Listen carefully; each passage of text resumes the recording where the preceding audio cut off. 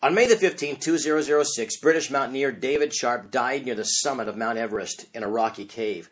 It was his third attempt to scale the world's highest mountain, and the media reports speculated whether he reached the top. But the irony of this tragic story is that while the blood in his arms and legs was turning to ice, a possible 42 people passed Sharp that morning on the way to the summit, people who could have easily saved him. Some looked the other way, while others paused long enough to hear him say, "My name is David Sharp, and I'm with Asia Trekking." And upon hearing of Sharp's death, one climber coldheartedly remarked, "We know the risk. People die on Everest every year." When the media later picked up on the comments of these climbers, no less than Sir Edmund Hillary, the first climber to ever summit Everest, strongly criticized those who had not helped Sharp, reportedly calling their actions despicable. Before Sharp left upon the trip, he assured his mother, "You're never alone." He says there are climbers everywhere. But when we hear that story, we are prone to ask, why such callousness and unconcern? The answer, you see, these climbers got so consumed with achieving their goal that they lost sight of what was really important in life, and that is the value of a soul. And yet people do the same thing. They get so consumed with achieving their earthly goals that they never give a thought to their eternal souls or to the souls of others. Have you ever stopped to consider the value of a soul? Or let me put it another way. What do you value most?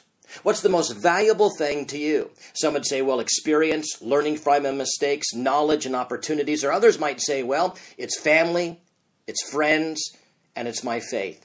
Yet many, if not most people, would say the most important thing to me is maintaining health and acquiring wealth. Speaking of wealth, I read recently of the casino magnate Steve Wynn.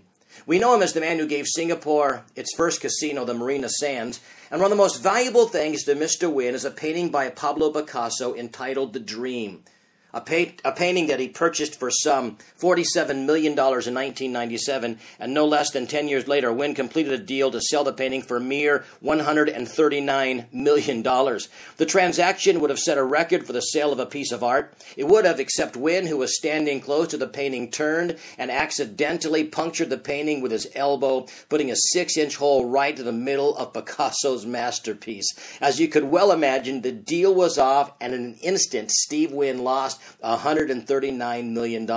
It's amazing how quickly things lose their value. But there is something that will never lose its value. In fact, it's the most valuable thing known to man, and that's the soul. And speaking of the value of a soul, Jesus said in Mark chapter 8, verse 36 and verse 37, "For what shall it profit a man if he gain the whole world and loses his own soul? Or what will a man give in exchange for his soul?" In other words, more valuable than experience, knowledge, and the greatest of opportunities. More important than having great health and acquiring the world's wealth is the soul. It has been wisely said that when wealth is lost, nothing is lost. When health is lost, something is lost. But when the soul is lost, everything is lost. And friends, may God give us an opportunity to speak to a soul this week for His glory.